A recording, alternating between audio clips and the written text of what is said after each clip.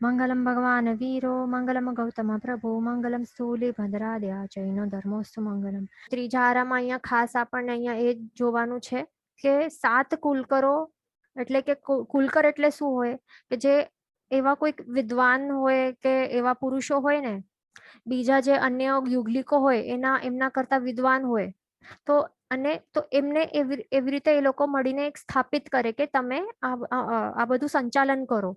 કારણ કે પછી શું થાય, જેવી રીતે આ અવસરપેણી કાળ છે ને, પડતો કાળ છે, તો એના કારણે પછી શું થતું હતું, પછી ધીરે ધીરે એમ તો યુગલિકો એ બધું ઝઘડા વગેરે નહીં કરે, પણ ધીરે ધીરે ઉતરતો કાળ છે ને, તો એ કાળના પ્રભાવે પછી થોડા થોડા મતભેદો જ્યારે થવા લાગે, કઈ ક્રાઇમ્સ એટલે ક્રાઇમ મોટું વર્ડ છે, પણ થોડા નાના મોટા અપરાધો એ લોકો કરતા એટલે કરવા માંડે, તો પછી એ બધું ડિસિપ્લિન ત્યાં એ સ્થાપવા માટે પછી જોઈએ ને, એટલા માટે ત્યાં કુલકરોની સ્થાપના થઈ હતી. બરાબર. તો એવી રીતે એક એક કરીને કુલકરો ત્યાં એ થર્ડ આરામાં થયા હતા. અહીંયા ક્વેશ્ચન છે કે મારી બુકમાં 14 કુલકરો છે, તો કરેક્શન કરી લેવાનું. બરાબર. 7 કુલકરો લખી દેવાના. તો આવી રીતે 7 કુલકરો થયા હતા, 1 બાય 1 કરીને. અને પછી એમાં એ લોકો કેવી રીતે કરતા હતા, એમની એવી રીતે પોલિસીસ હતી કે જેમ કે કોઈ અપરાધ કરે, બરાબર, મેન તો શા માટે આ બધું થવા લાગ્યું, કલ્પવૃક્ષો જે હતા ને, તો એમની મહિમા ધીમે ધીમે નષ્ટ થતી જાય છે ને, પડતો આરો છે, પડતો કાળ છે અવસર પેઢીનો, એટલા માટે પછી ઈચ્છિત વસ્તુઓ હોય તો તે તરત જ મળતી ન હતી, અથવા તો ઓછી મળે છે. તો એના કારણે બધા શું કરે, બધા યુગલિકો શું કરવા લાગ્યા, આ બધું આ થર્ડ આરામાં થાય છે. આપણે પહેલા જોયું હતું ને કે થર્ડ આરાનું જે અંતમો લાસ્ટ ભાગ છે, તો એ ટ્રાન્ઝિશન ફેઝ છે. એટલે ટ્રાન્ઝિશન ફેઝ એટલે શું કે આ જે યુગલિક કાળ એની સમાપ્તિ થવાની છે ધીરે ધીરે કરીને, અને બીજું આ જે 10 કલ્પવૃક્ષો છે, તો તે પણ ઈચ્છિત વસ્તુ આપવાનું બંધ કરી દેશે ધીરે ધીરે. તો આ કેવું છે, ટ્રાન્ઝિશન ફેઝ છે. તો એના કારણે પછી શું થાય છે, આ જ પીરિયડમાં, થર્ડ આરાના અંતના પીરિયડમાં શું થાય છે, ધીમે ધીમે આવી રીતે કલ્પવૃક્ષોનું મહિમા એ ઓછું ઘટતું જાય છે. બરાબર.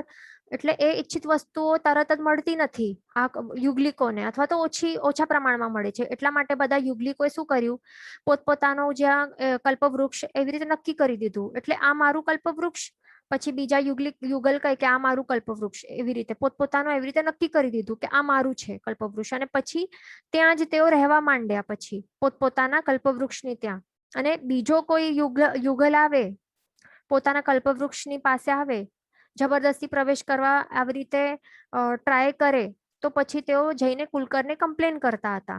તો આવી રીતે પછી એવા કોઈ પણ અપરાધો ત્યાં થતા હતા, તો આ જે વિદ્વાન માન્ય પુરુષો હતા કુલકર કરીને, તો તેઓ દંડ નીતિ અપનાવતા હતા. તો દંડ નીતિ પણ કેવી રીતે હતી, તેમની હકાર હતી. એટલે હકારની શિક્ષા આપે, એટલે શું કરે, બધાની સમક્ષ, એટલે કુલકરો પછી મીટિંગ બોલાવે, જેવી રીતે સરપંચ કેવી રીતે ગામડાઓમાં બોલાવે મીટિંગ્સ, ગામડાઓ બધા ભેગા થાય ને બધાની સમક્ષ એ બધું અપરાધની પછી કહે કે તમારો આ અપરાધ છે, પછી એ કબૂલે, પછી એને શિક્ષા આપે ને બધાની સામે. સરપંચો એવી રીતે કરે ને ગામડામાં, તો એવી જ રીતે આ કુલકરો કરે, બધા યુગલિકો ભેગા થાય અને પછી ત્યાં બધાની સમક્ષ શિક્ષા આપે. તો એ કઈ શિક્ષા, હકાર.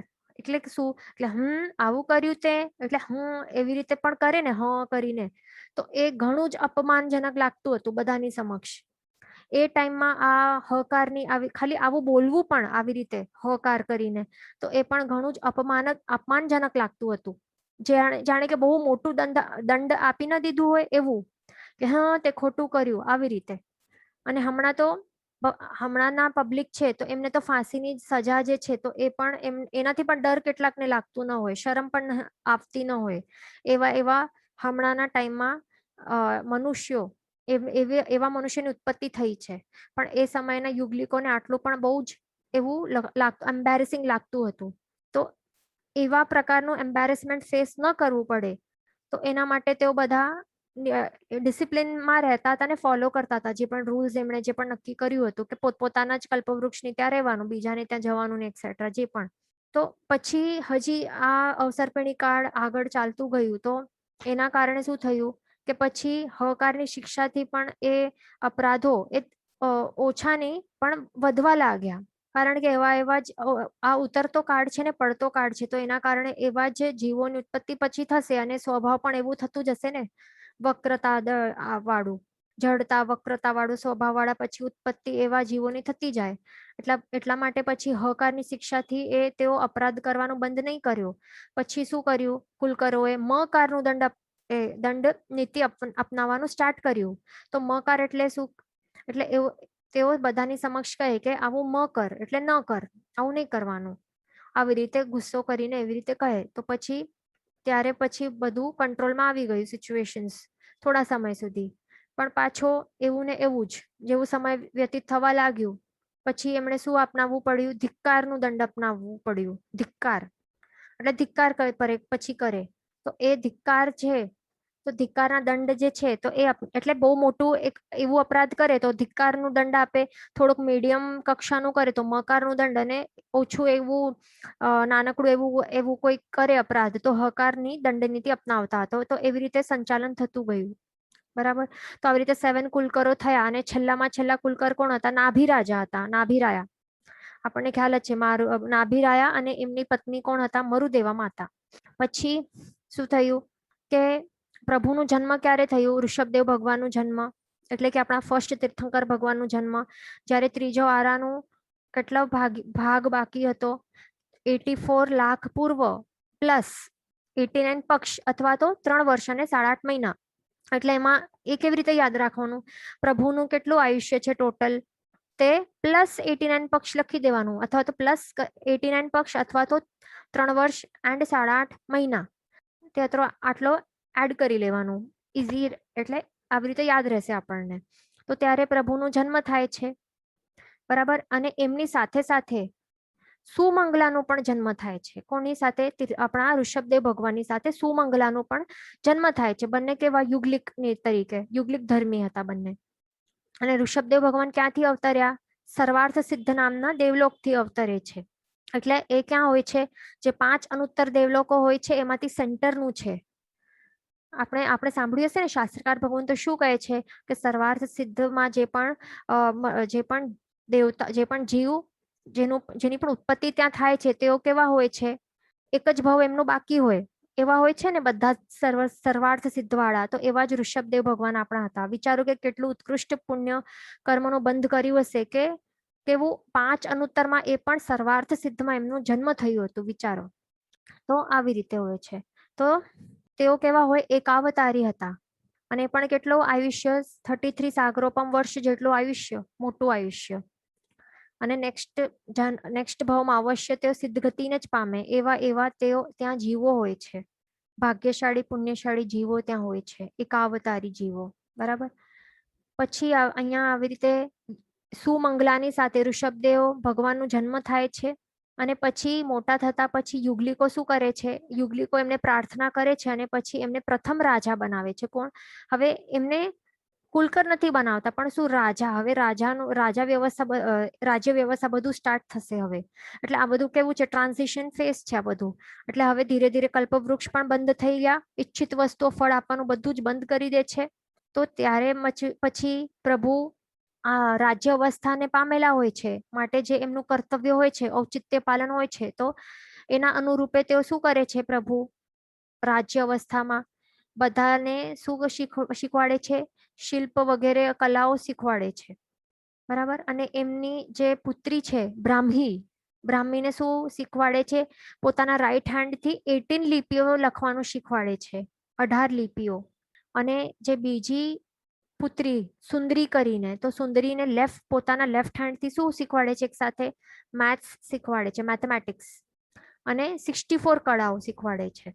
બરાબર. એટલે બ્રાહ્મીને શું શીખવાડે છે, 18 લિપિઓ રાઈટ હેન્ડ થી, અને લેફ્ટ હેન્ડ થી સુંદરીને મેથેમેટિક્સ અને 64 કળા સ્ત્રીઓની.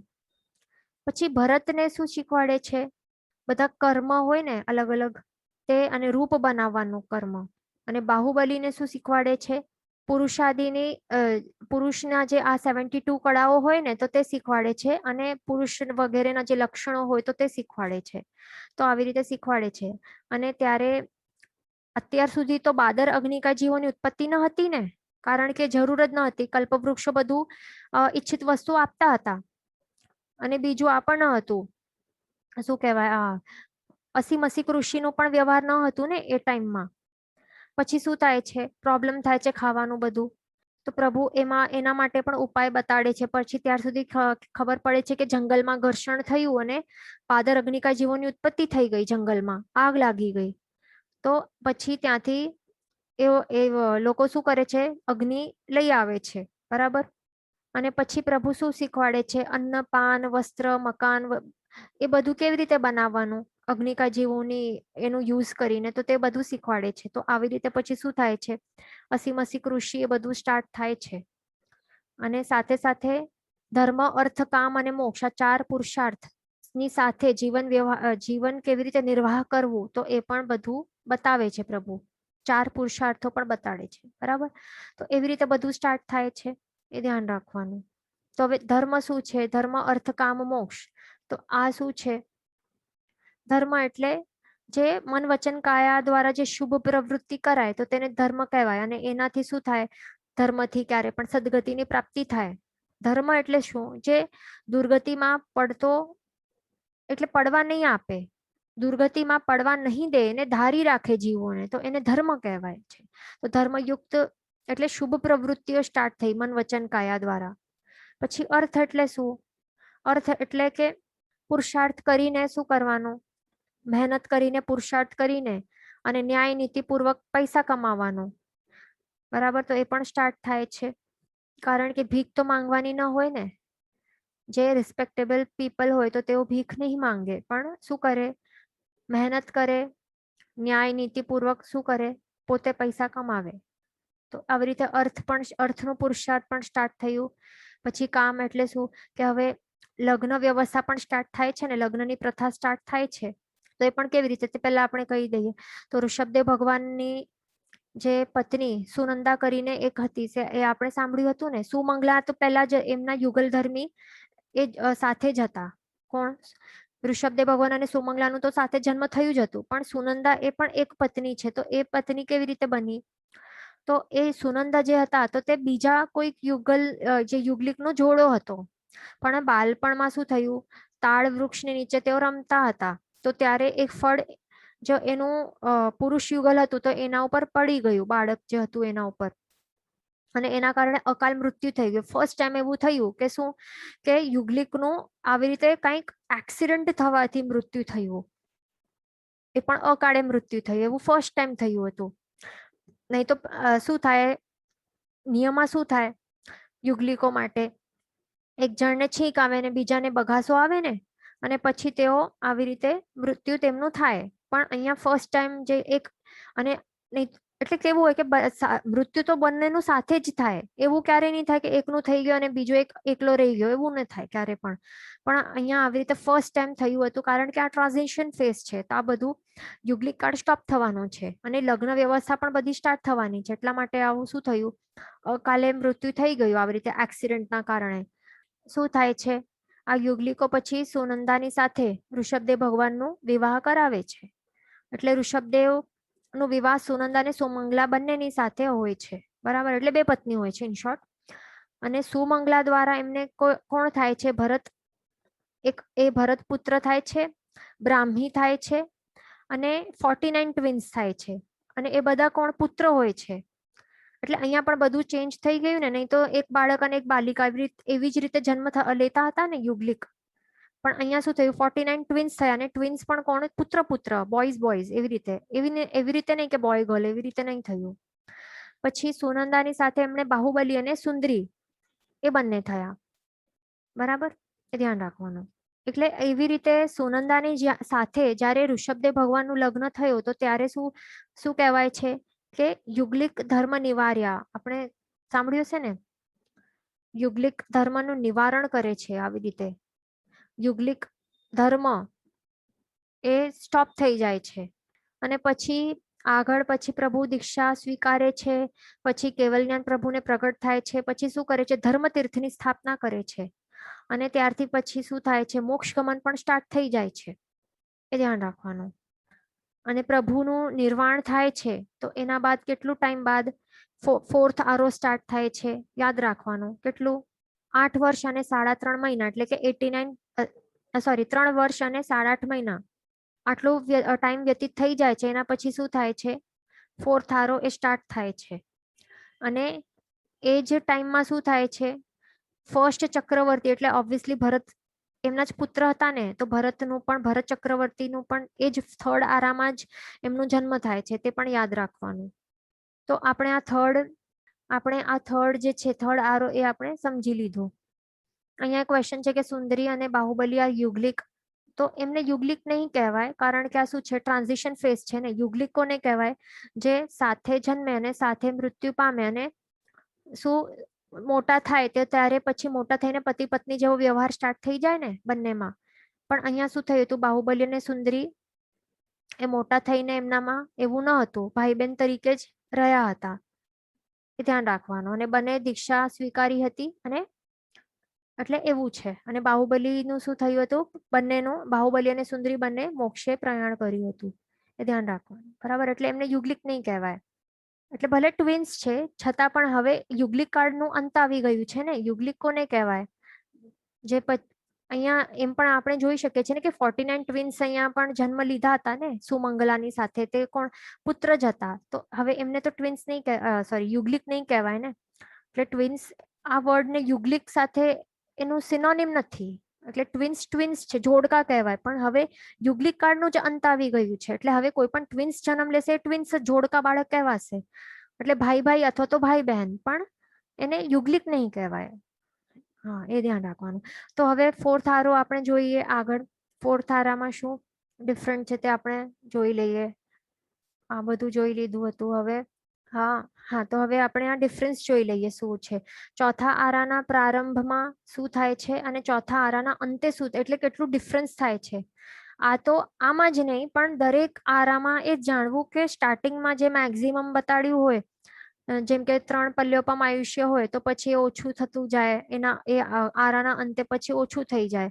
બરાબર? એટલે એવું ફર્સ્ટ આરામાં 3 પલ્યોપમ છે ને આયુષ્ય, તો સ્ટાર્ટિંગમાં 3 પલ્યોપમ હોય મેક્સિમમ, પછી ઓછું થતું જાય ને બીજો આરો આવે તો ત્યાર સુધી 2 પલ્યોપમ જેટલું થઈ જાય. દરેક એસ્પેક્ટમાં એ ચેન્જીસ દેખાય. તો અહીંયા ચોથા આરા માટે પણ એવી જ રીતે ઓકે, તો અહીંયા ચોથા આરામાં એવી જ રીતે સમજવાનું કે અહીંયા પણ જે ડિફરન્સ છે ને તો તે અહીંયા શાસ્ત્રકાર ભગવંતો બતાડે છે. તે શું છે? તો આયુષ્ય એમાં શું છે? પૂર્વ કરોડ વર્ષમાં કંઈક ન્યૂન એટલે શું? ઓછું. બરાબર? એક પૂર્વ કરોડ વર્ષમાં કંઈક ઓછું એટલું મેક્સિમમ હોય સ્ટાર્ટિંગમાં. પણ જેવી રીતે કાળ વ્યતીત થતો જાય, અવસર્પિણી કાળ છે, પડતો આરો છે, તો ઓછું થઈને કેટલું અંતે માત્ર વિચારો, માત્ર 130 યર્સ જેટલું આટલું જ હોય. પછી શરીરનું પણ શું બતાડે છે કે 450 ધનુષ હોય. એમ તો ત્યાં મેક્સિમમ શું બતાડ્યું છે? અહીંયા કન્ફ્યુઝ નહીં થવાનું. શું ત્યાં 500 ધનુષ બતાડ્યું છે ને? પણ અહીંયા તે કોના માટે સમજી શકાય? 500 જે એવા મહાપુરુષો હોય ને, જેમ કે તીર્થંકર ભગવંત હોય, કોઈ એવા ચક્રવર્તી હોય વગેરે, એવા કોઈ ઉત્તમ પુરુષો હોય તો એમના માટે સમજી શકાય. બરાબર? એ પણ કાળ પ્રમાણે હોય, એ પણ ઓછું થતું જાય. બરાબર ને? જે 22 તીર્થંકર થવાના છે આરામાં, તો 22 નું આટલું જ ન હોય. એ ઓછું એમનું પણ થાય છે ને કાળના પ્રમાણે. તો એવી રીતે એ ઓછું થતું જાય. પછી ચોથા આરાના અંતે માત્ર 7 હાથ જેટલું હોય, એટલે કેટલું હાઈટમાં પણ ડિફરન્સ છે વિચારો. પછી પાસણી પણ 32 ને પછી 16 થઈ જાય. પછી તપસ્યા પણ સ્ટાર્ટિંગમાં 1 વર્ષના ઉપવાસ આટલું બધું કરવાની શક્તિ રહેલી હતી, પણ પછી 6 મહિનાના ઉપવાસ કરી શકે એટલી શક્તિ રહેલી હતી એક સાથે. એ તો હમણાં પણ કરે છે કોઈક ભાગ્યશાળીઓ, એ પણ કરે છે. પણ છતાં પણ હમણાંના ટાઈમમાં એક સાથે પચખંડ આપતા નથી ને 6 મહિનાના. ત્યારે અહીંયા આનું મિનિંગ શું છે કે 1 વર્ષના ઉપવાસ કરવાનું પચખંડ એક સાથે આપતા હોય છે ગુરુ ભગવંત. અને અંતે 6 મહિના સુધી ના એક સાથે આવી રીતે પચખંડ પણ આપી શકતા હતા મોસ્ટલી. પણ હમણાંના ટાઈમમાં નથી આપતા નથી ને. કેટલા આપે છે? 16 ડેઝ નું આપે છે એક સાથે. આપણને જો માસક શમન પણ કરવું હોય ને તો કેટલા 16 ડેઝ નું મેક્સિમમ આપે છે ને પચખંડ. એનાથી વધારે નથી આપતા. 16 ડેઝ નું ઉપવાસનું પચખંડ. તો એવી રીતે પણ આગળ પછી કન્ટિન્યુ કરવું હોય તો ગુરુ ભગવંત એ આપતા હોય છે, પણ મેક્સિમમ આટલું જ આપે છે.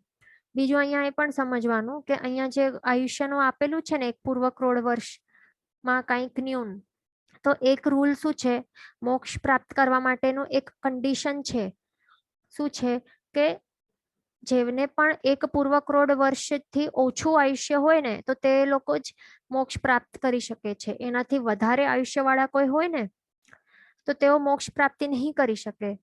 બરાબર, એટલે પૂર્વ કરોડ અને એનાથી ઓછા આયુષ્ય વાળા તેઓ જ મોક્ષની પ્રાપ્તિ કરી શકે. જો એમના બીજા પણ કન્ડિશન્સ અમુક હોય, જો તે બધા ફૂલફિલ થાય કરે તેઓ, તો પછી તેઓ શું કરી શકે, મોક્ષની પ્રાપ્તિ કરી શકે. પણ જે 1 પૂર્વ કરોડ વર્ષથી વધારે આયુષ્ય વાળા હોય તો તેઓ મોક્ષની પ્રાપ્તિ કરવા માટે એમનામાં લાયકાત ન હોય, એ ધ્યાન રાખવાનું.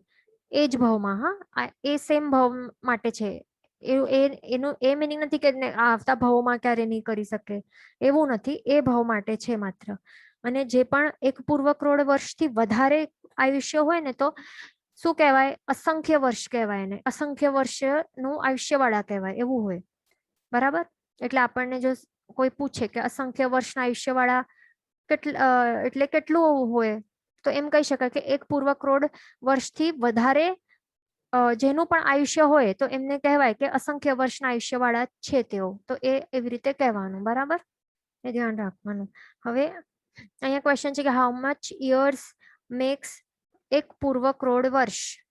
તો અહીંયા આપણે બતાડી જો 1 પૂર્વ એટલે કેટલું, 7056 અને 000 કેટલા, 7056,000 ક્રોર યર્સ, તો એને 1 પૂર્વ કહેવાય. બરાબર, તો પૂર્વ કરોડ વર્ષ કેટલા થયા, મલ્ટીપ્લાય બાય 1 કરોડ કરી લેવાનું. બરાબર, એને તો 1 પૂર્વ કરોડ થઈ ગયા.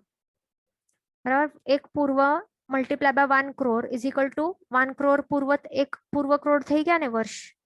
અને 1 પૂર્વમાં કેટલા આવે વર્ષો, આ છે ને 7056,000 ક્રોર યર્સ. હા, તો તે ધ્યાન રાખવાનું. આપણા પેજ નંબર 35 ઉપર પણ છે જૈનોલોજી બુકમાં. તો એ બાયહાર્ટ કરી લેવાનો આખો ટેબલ, ટાઈમ કન્વર્ઝન ટેબલ. જો તો આટલા બધા યર્સ આપણે મલ્ટીપ્લાય કર્યું આટલા કરોડ સાથે તો આટલા બધા વર્ષો થાય. તો આટલો ઓછો ઓછો થઈને પછી શું થાય, માત્ર 130 યર્સ એના અંતે એટલું જ આયુષ્ય રહે બાકી. એટલે એટલા આયુષ્ય વાળા જ જીવોની ઉત્પત્તિ થાય.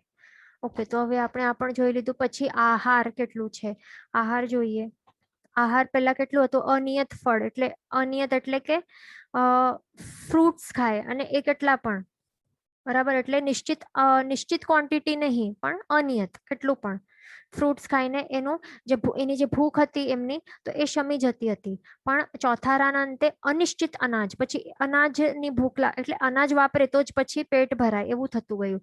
હમણાંના ટાઈમમાં આપણે માત્ર ફ્રૂટ્સ વાપરીએ તો પેટ નહીં ભરાય ને. આપણે કંઈક અનાજ જોઈએ, અનાજ વાપરીએ તો ત્યારે એ ફિલિંગ લાગે, એટલે સ્ટમક આપણો ફૂલ થાય, એવું ફીલ થાય આપણને. તો પહેલાના ટાઈમમાં માત્ર વિચારો, ખાલી ફ્રૂટ્સ વાપરીને એમનું થઈ જતું હતું, ભૂખ શાંત થઈ જતી હતી. પણ અંતે પછી અનિશ્ચિત અનાજ એટલે ફિક્સ ન હોય એટલી વધારે ક્વોન્ટિટી અનાજ વાપરવું પડતું હતું, પછી જ ભૂખ એની શાંત થતી હતી, એવું હતું. અને જેટલું વધારે વિચારો એટલે સ્ટાર્ટિંગમાં જે પણ અનિયત ફળ વાપરતા હતા તો એમના દ્વારા જીવોની પણ હિંસા કેટલી ઓછી પ્રમાણમાં થતી હશે.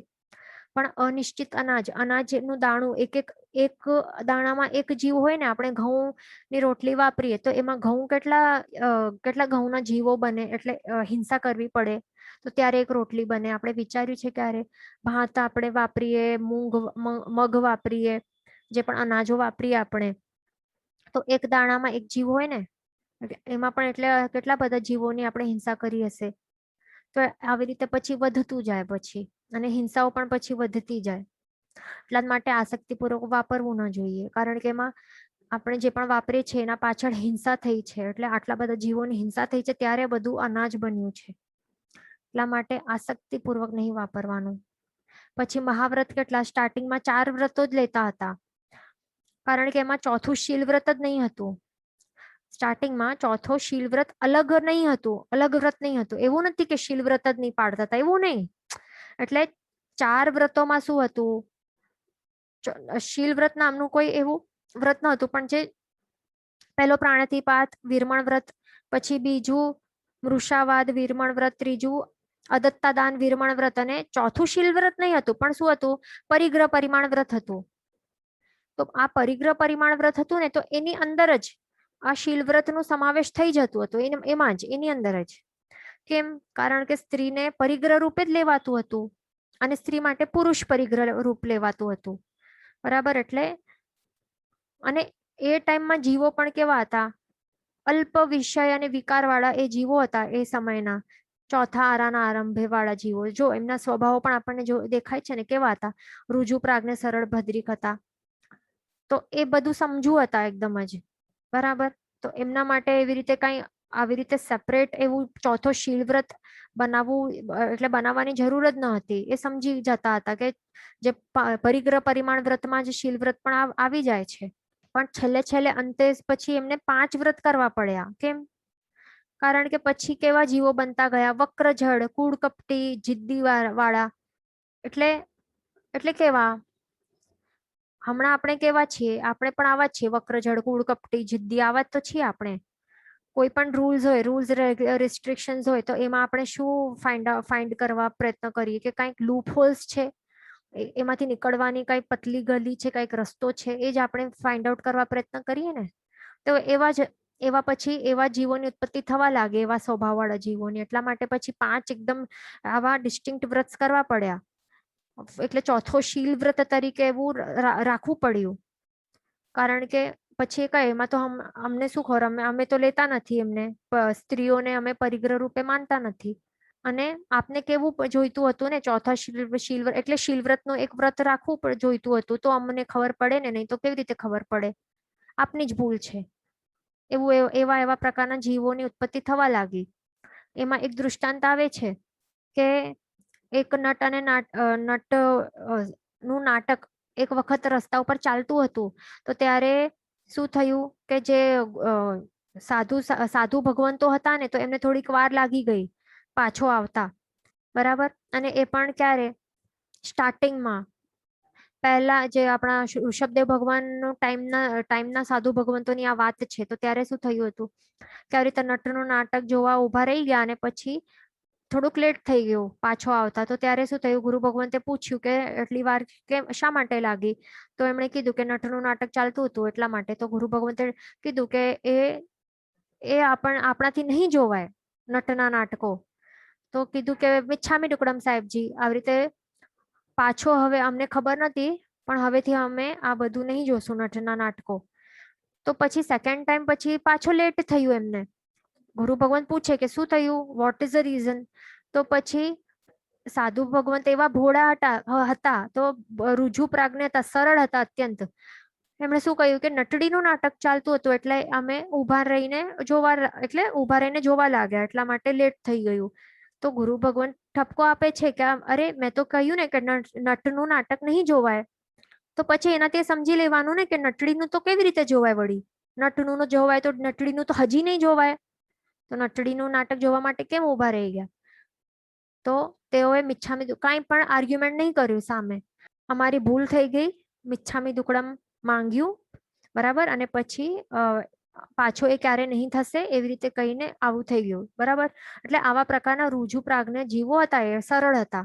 તેમને કહેવું પડતું હતું કે નટનું પણ નહીં જોવાય, નટડીનું પણ નહીં જોવાય, એટલે એક એક વસ્તુ, બરાબર.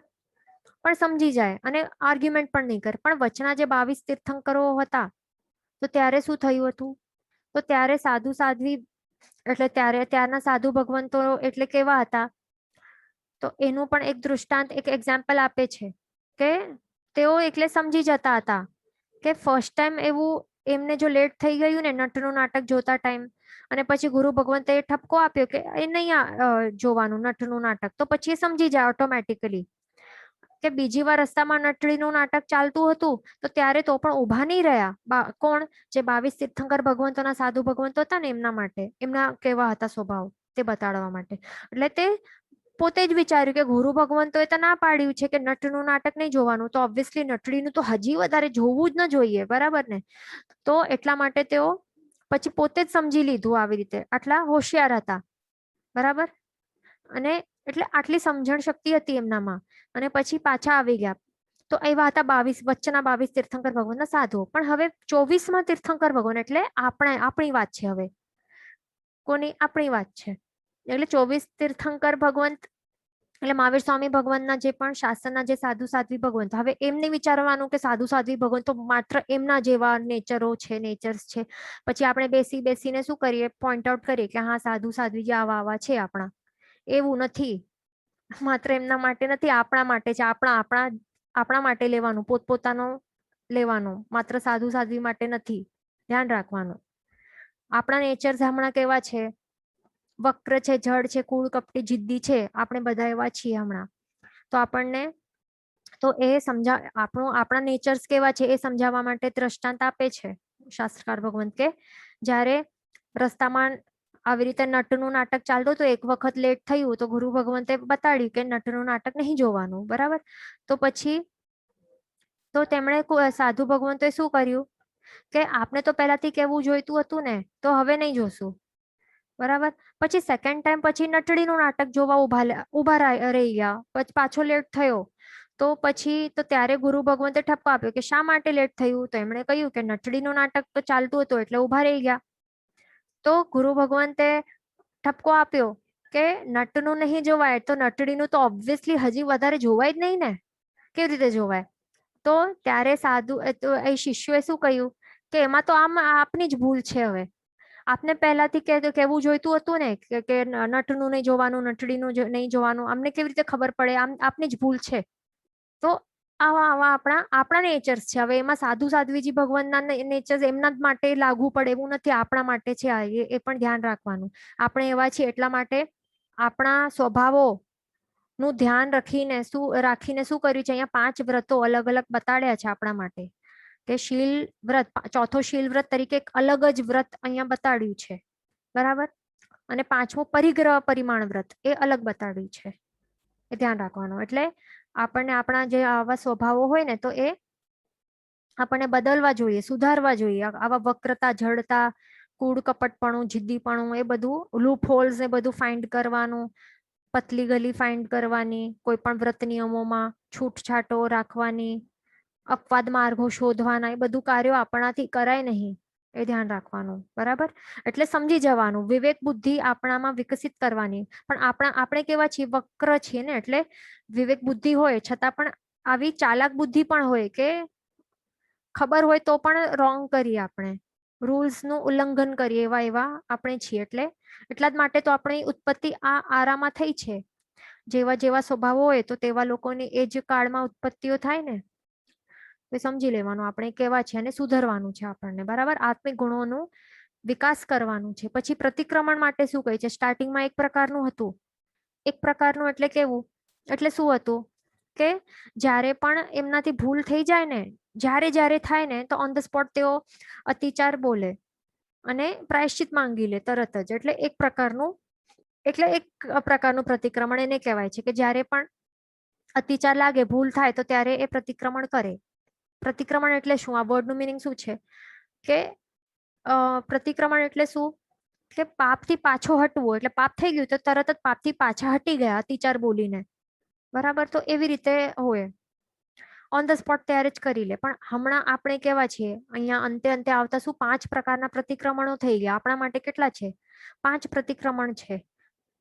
કેમ, તો આપણે જેવા છીએ કે આપણે ફર્સ્ટ ઓફ ઓલ આપણો એ જ પ્રોબ્લેમ છે કે આપણાથી ભૂલ થઈ જાય ને તો એ ભૂલને ભૂલ જ નથી માનવા તૈયાર. આપણે ભૂલ એ તો હજી સેકન્ડરી છે. આપણને ભૂલ એ શું છે એ જ ખબર નથી. આપણને ભૂલ જે પાપો છે ને અને પાપ જ માનતા નથી. એ આપણને બરાબર લાગે. આપણે પાપ કરીએ ને તો એને પણ જસ્ટિફાય કરવા માંગે કે નહીં, મેં કર્યું એ તો બરાબર જ કર્યું. ગુસ્સો કરવાનું એ બરાબર જ હતું, નહીં કરત તો શું થાત, એ તો બરાબર જ હતું. એટલે એક તો મિસ્ટેક કરીએ, ઉપરથી આપણે શું કરીએ, એને જસ્ટિફાય પણ કરીએ. એવા આપણે છે હમણાં આ આરાવાળા. એટલે આપણે બધા એવા છીએ, બરાબર.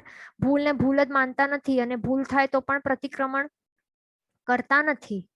પ્રતિક્રમણ કેટલા 5 પ્રકારના આપણને આપણા માટે બતાડ્યા છે. કેટલા છે, 5. રાઈ પ્રતિક્રમણ, દેવસી પ્રતિક્રમણ, પાક્ષિક પ્રતિક્રમણ, પછી ચોમાસિક પ્રતિક્રમણ અને સાંવત્સરિક પ્રતિક્રમણ. તો રાઈ એટલે જે સવારમાં આપણે કરીએ, એટલે આખી રાત્રિ દરમિયાન જે પણ પાપો અપરાધો થઈ ગયા હોય તો એનાથી પાછો હટવા માટે આ રાઈ પ્રતિક્રમણ કરવાનું. દેવસી એટલે આખા દિવસમાં જે પણ અપરાધો થયા હોય તો એની ક્ષમાપના માટે, એટલે પાછો હટવા માટે. પછી પાક્ષિક પ્રતિક્રમણ એટલે 15 ડેઝ, પૂનમ અમાવસ કરીએ ને આપણે પ્રતિક્રમણ, તો તે પાક્ષિક. અને ચોમાસિક કેટલા હોય? 3 ચોમાસિક પ્રતિક્રમણ હોય, એટલે 4 મહિનાના અંતે જે કરવાનું હોય તે. પછી સાંવત્સરિક એટલે જે યરલી હોય, આફ્ટર પર્યુષણ આપણે એક પ્રતિક્રમણ કરીએ ને યરલી, તે. તો આટલા 5 પ્રકારના પ્રતિક્રમણ આપણા માટે બતાડ્યા છે. કેમ? કારણ કે હમણાંના ટાઈમમાં પાપ પ્રવૃત્તિઓ પણ વધી ગઈ છે ને, વધતી જાય છે. અસીમસી કૃષિ પણ જેવી રીતે એનું વ્યવહાર પણ વધતું ગયું છે, હિંસક યંત્રો, હિંસક અધિકરણોનો ઉપયોગ વધતું જાય છે. વળી ખાવાનું પણ, એનો પણ આસક્તિ પણ વધી ગઈ છે, ભૂખ પણ વધી ગઈ છે બધા જીવોને. એવા જીવોની ઉત્પત્તિ પણ થાય છે હમણાં, જે એવા જ પાપ પ્રવૃત્તિઓ વાળા પાપ વૃત્તિ વાળા જે જીવો છે એમની જ ઉત્પત્તિ વધારે પ્રમાણમાં થાય છે. તો પાપ વૃત્તિ વાળા શું કરે? પાપ પ્રવૃત્તિઓ જ કરે ને વધારે. તો એટલા માટે શું અહીંયા 5 પ્રકારના પ્રતિક્રમણ બતાડ્યા છે. એટલે ટાઈમ ટુ ટાઈમ એ બધું કરવું પડે છે આપણને, તો પછી આપણે પાપથી પાછા હટી શકશું અને બચી શકશું. પણ આપણે પ્રતિક્રમણ પણ કરતા નથી, અને પ્રતિક્રમણ કરીએ તો આપણને કયા સૂત્રનું શું મહત્વ છે એ આપણને ખ્યાલ ન હોય, એમ જ બોલી નાખીએ ફટાફટ. અથવા તો એક જણ બોલે અને બીજા સાંભળે ન સાંભળે પોતાના વિચારોમાં હોય. મેન તો એમાં અતિચાર જ છે. સૌથી મેન પ્રતિક્રમણમાં સૌથી મેન સૂત્ર કયો છે? એકદમ મેન છે અતિચાર. તો અતિચાર બોલતા ટાઈમમાં જ્યારે અતિચાર આવે ને પ્રતિક્રમણમાં, તો ત્યારે ખૂબ જ ધ્યાન આપવાનું. અને એવું ન હોય કે એક વ્યક્તિ બોલતો જાય, બધાને સાંભળવાનું. બીજાને મનમાં બોલવું જરૂરી છે. ખાલી જે બોલે છે એણે જ પાપ કર્યું છે કે શું? જે બોલનાર વ્યક્તિ છે એક જણ, એણે જ પાપ કર્યું છે કે એને જ અતિચાર બોલીને એને જ પાછો હટવું, એટલે પાપોની પ્રાયશ્ચિત કરવાનું એને જ કરવું પડે એવું છે? આપણે બધા જ પાપી છે ને, આપણે બધા પાપો કર્યા છે. દિવસ દરમિયાન, રાત્રિ દરમિયાન કેટલા પાપો થાય છે આપણા. તો બધાને જ બોલવું જરૂરી છે. ચોપડી લઈને બેસી જવાનું, બોલવાનું એમાંથી, બરાબર. અને જો આફ્ટર ઇવનિંગ કરીએ એટલે સનલાઇટ ન હોય, પછી અંધકારમાં કરીએ તો બાયહાટ હોવા જોઈએ, ત્યારે વાંચીને ન ચાલે ને. એટલે મેન શું છે કે અતિચાર ઈચ એન્ડ એવરીવન ને બોલવું જરૂરી છે. અને જે પણ અતિચાર બોલતા એમાં જે પણ પાપો આવે છે, તો એ બધા યાદ કરીને દિલથી પ્રાયશ્ચિત માંગવું જરૂરી છે, ખમાવવું જરૂરી છે. તો જ એ પ્રતિક્રમણ એ સફળ ગણાય. નહીં તો શું કહેવાય? ફેલ થઈ ગયું આપણું પ્રતિક્રમણ, તે જ કહેવાશે. એ ખાસ ધ્યાન રાખવાનું. પછી એમાં એક આ પ્રાયશ્ચિત કરવા માટે શું હોય છે? લોગસનો કૌશક પણ હોય છે ને, તો એ પણ બરાબર પ્રોપરલી કરવાનું, ભાવપૂર્વક કરવાનું. અને એમ પણ આપણી પ્રતિક્રમણ એ કેવી આવશ્યક ક્રિયા કહેવાય છે. કેવી છે? આવશ્યક ક્રિયા. સામાયિક કેવી છે? આવશ્યક ક્રિયા નથી ને. એટલે સામાયિક, હા એ તો છે, પહેલો આવશ્યક છે. સામાયિક કેવું છે? પહેલું આવશ્યક છે, એ તો છે. પણ એ પ્રતિક્રમણ કેવું છે? આ રાય દેવસી પાક્ષિક સાંવત્સરિક, એ તો કમ્પલસરી છે, કરવું જ પડે. ન કરીએ તો શું થાય? આપણા જે કષાયો હોય ને, જો આપણે અનંતાનુબંધી કક્ષા વાળા હોઈએ તો એ પણ હજી ગાઢ થતા જાય. પ્રત્યાખ્યાની પછી અનંતાનુબંધીમાં એ બની જાય, કન્વર્ટ થઈ જાય, બધું હોય. દેવસી રાય પ્રતિક્રમણ ન કરીએ તો શું થાય? સંજ્વલન, જે આપણા સંજ્વલન લેવલના હોય ને કષાયો, તો એ કન્વર્ટ થઈને ગાઢ બનીને શું બની જાય? પ્રત્યાખ્યાનીય બની જાય. પછી પ્રત્યાખ્યાનીય પછી આગળ પછી અપ્રત્યાખ્યાનીય બની જાય. અને પછી અપ્રત્યાખ્યાની પછી અનંતાનુબંધીમાં કન્વર્ટ થઈ જાય. અને અનંતાનુબંધી હજી ગાઢ કરતા જઈએ તો પછી દુર્ગતિ નિશ્ચિત થઈ જાય, એવું બધું હોય. એટલા માટે કેવું હોય? આપણને જે પ્રતિક્રમણ છે ને, એ આવશ્યક ક્રિયાઓ છે, એ કરવાનું, બરાબર. નહીં તો કષાયો શું થાય? કષાયો એટલે કર્મો ગાઢ ને ગાઢ થતા જાય આત્મપ્રદેશો પર. પછી એનું ચક્રવર્તી ફળ ભોગવવું પડે પછી આવતા ભવોમાં. એટલે ધ્યાન રાખવાનું. અહીંયા ક્વેશ્ચન છે કે પ્રતિક્રમણ સામાયિક ન ગણાય. હા, તો એટલે એમાં આવે છે ને, પહેલું આવશ્યક જ છે ને સામાયિકનું. 6 આવશ્યક આવે છે ને, તો પ્રતિક્રમણ એટલે સામાયિક જ ગણાય. પણ એટલે સામાયિક જ લેવાય છે ને એમાં, તો એમાં તો જ થાય પ્રતિક્રમણ, નહીં તો નહીં થાય. એટલે એક સામાયિક પહેલું આવશ્યક છે, એનો એક ભાગ છે, બરાબર. અને ચોથો આવશ્યક શું છે? પ્રતિક્રમણ છે. આવે છે પરિક્રમણા, એવું છે, બરાબર. તે ધ્યાન રાખવાનું. પછી હા, તો અહીંયા સ્વભાવ શું છે? અહીંયા સ્વભાવ જોઈ લઈએ. ચોથા રાના પ્રારંભે કેવા હોય? રુજુ પ્રાજ્ઞ એટલે કેવા? સરળ ભદ્રિક એટલે કેવા? કે અલ્પ કષાય વાળા.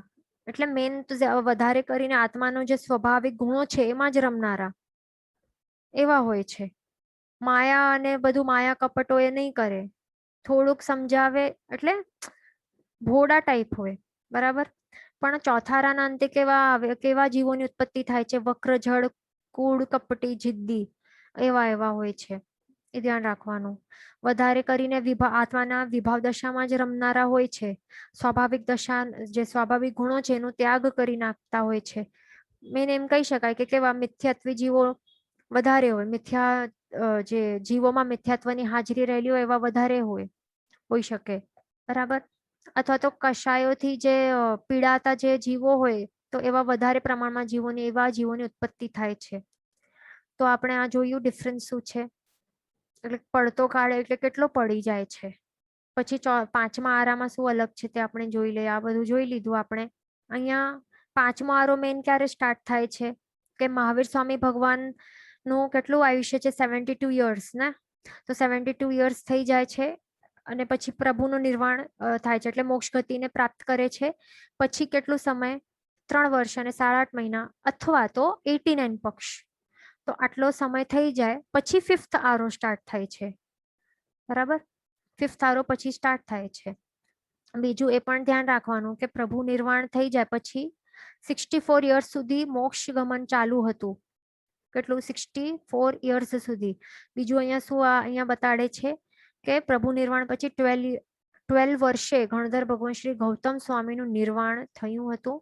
પછી 8 વર્ષે સુધર્મા સ્વામીનું, પછી 44 વર્ષે જંબુ સ્વામી મોક્ષે પધાર્યા. આ બધું બહાર કરવાનું છે, બરાબર. અને જંબુ સ્વામી હતા તેઓ લાસ્ટ હતા સૌથી. મોક્ષ એટલે 8મે પાટે હતા તેઓ.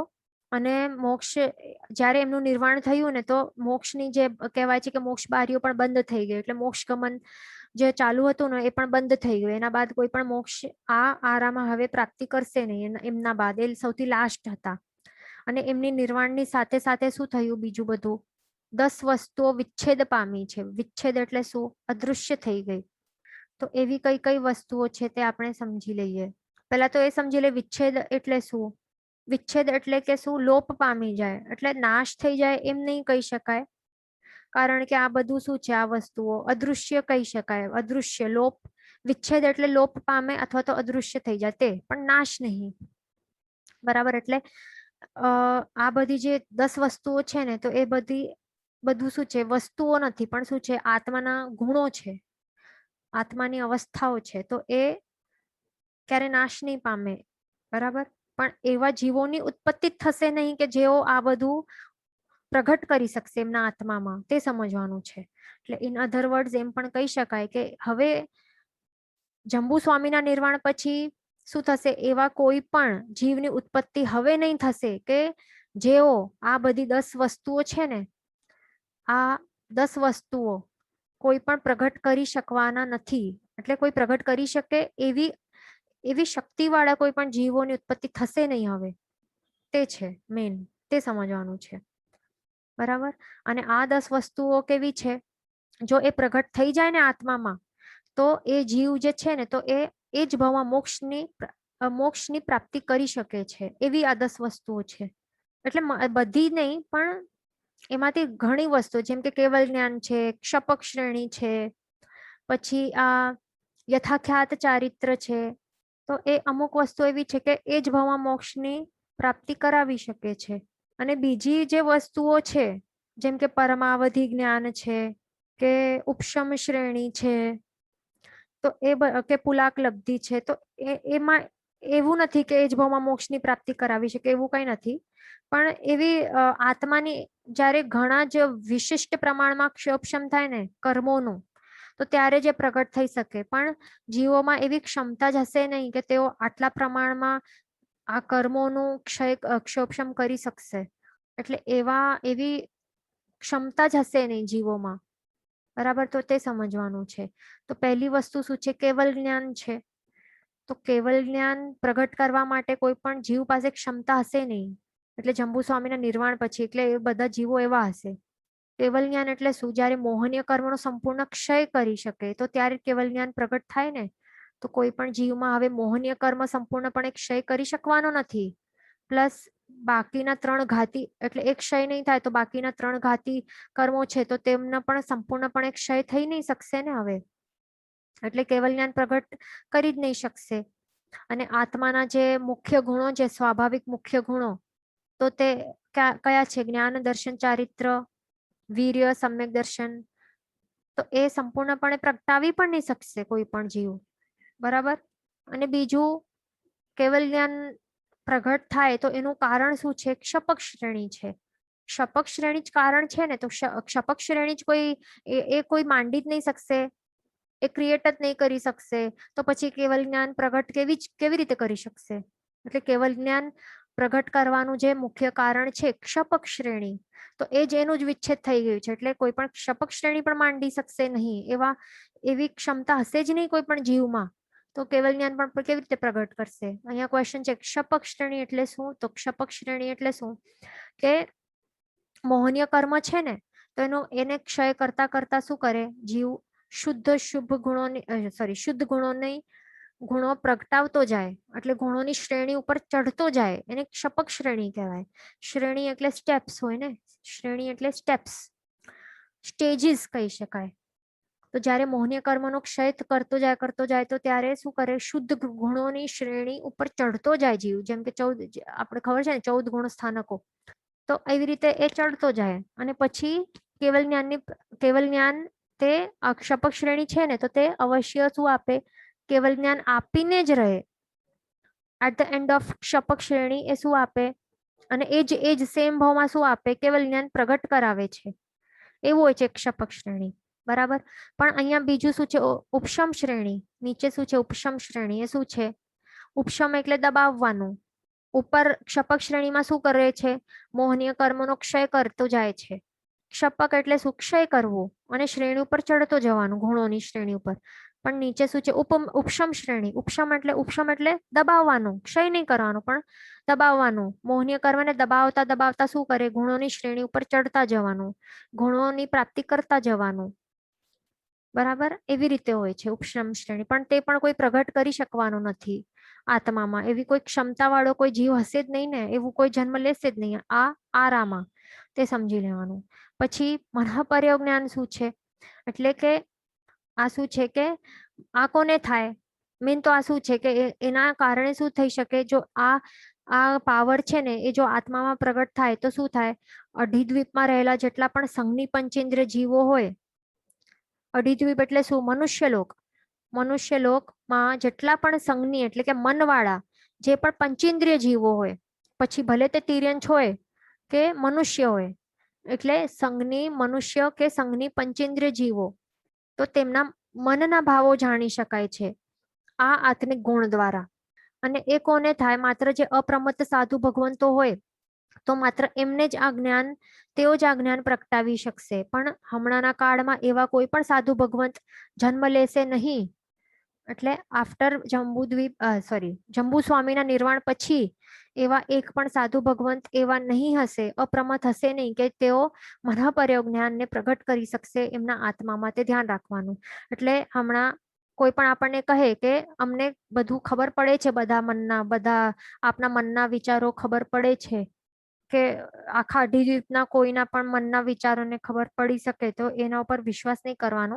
પણ કોઈક એવું પણ હોઈ શકે છે અવધિ જ્ઞાની જીવ.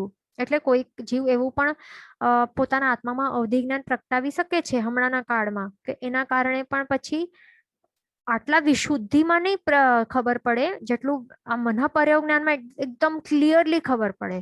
પણ અવધિ જ્ઞાનથી એટલું ક્લિયરલી નહીં ખબર પડે મનના વિચારો. એ બ્લર આપણે કહીએ ને, એક બ્લર્ડ હોય વિઝન, અને બીજું એકદમ ક્લિયર, એકદમ ચશ્મા પહેરીને કોઈકને એકદમ ક્લિયર દેખાય, અને ચશ્મા કાઢી નાખે તો કેવું બ્લર દેખાય, આછો દેખાય. તો આ ડિફરન્સ છે મનઃપર્યોગ અને આ અવધિ જ્ઞાનમાં.